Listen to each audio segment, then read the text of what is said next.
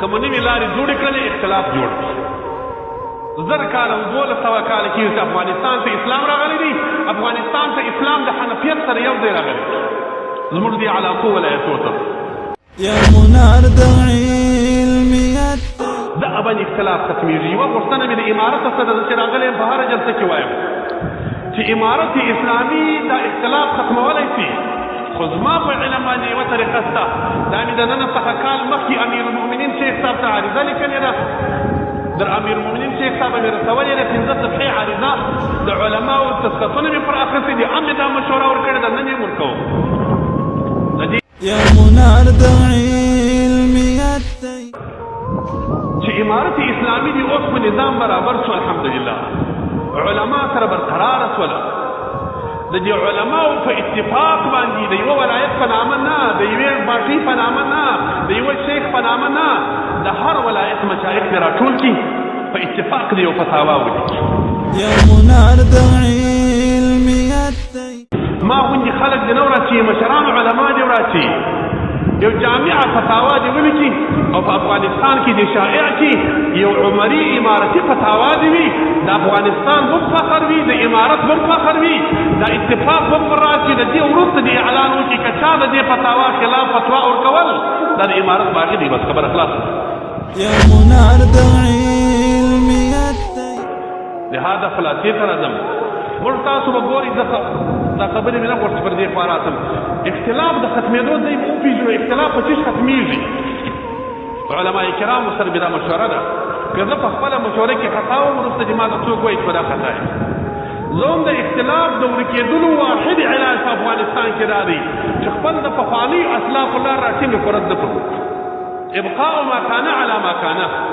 زموږ مشرانو علماو د افغانستان مشایخو څه چمونه کول، دا افعال چې نن یې موږ کوو پر څه طریقه یې کول، پر هغه طریقه یې پرېږدي. بس اختلاف ختم دی. کوم نوې لارې جوړې کړلې اختلاف جوړ کړي. 1000 کاله او 1200 کاله کېږي چې افغانستان ته اسلام راغلی دی. افغانستان ته اسلام د حنفیت سره یو ځای راغلی زموږ دې علاقو ولایتو ته.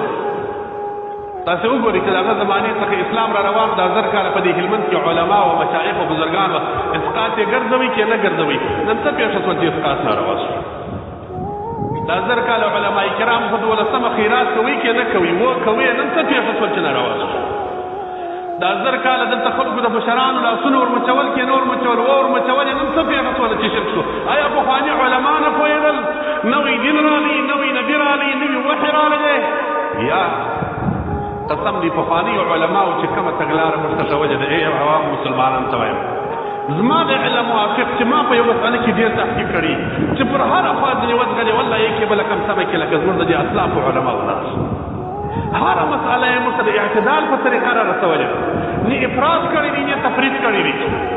مشران علما دغه باندې اختلاف ختمېږي. یوه پوښتنه مې د امارت څخه ده چې راغلی یم په هره جلسه کې وایم چې امارت اسلامي دا اختلاف ختمولی شي، خو زما په علم باندې یوه طریقه شته. دا مې د نن څخه کال مخکې امیر المؤمنین شیخ صاحب ته عریضه لیکلې ده.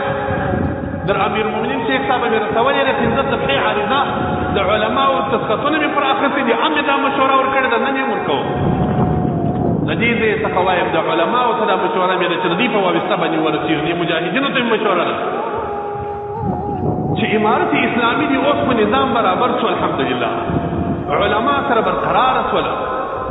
د دې علماو په اتفاق باندې د یوه ولایت په نامه نه، د یوې پارټۍ په نامه نه، د یوه شیخ په نامه نه، د هر ولایت مشایخ دې راټول کړي په اتفاق دې یو فتاوا ولیکي او فتاوا دې په پښتو ولیکي. اوس خو د پښتو خلک ډېر دي، په عربي پوهېږي نه. در اردو در پښتو یې هاخوا ته 2 ګامه نسي اړولی. یو اردو کتاب او پښتو کتاب په افغانستان کې د خارجي چې راغلي دي دا بند کړه. که په ټول افغانستان کې چا اختلاف ولیدي راسي زما به د لاس رپې کوي. زموږ په عربي کتابو کې قطعا دا نشته پخواني اسلاف کې چې اسقاط مه ګرځوه. په ټوله دنیا کې څوک نشي پېژولی. قطعا زموږ په عربي کتابو کې د مذهب دا نشته چې په 12مه خیرات مه کوه. دا نوي شان راغلی. زموږ پخواني اسلاف چې کوم شان کول نو امارت اسلامي دې فتاوا ولیکي.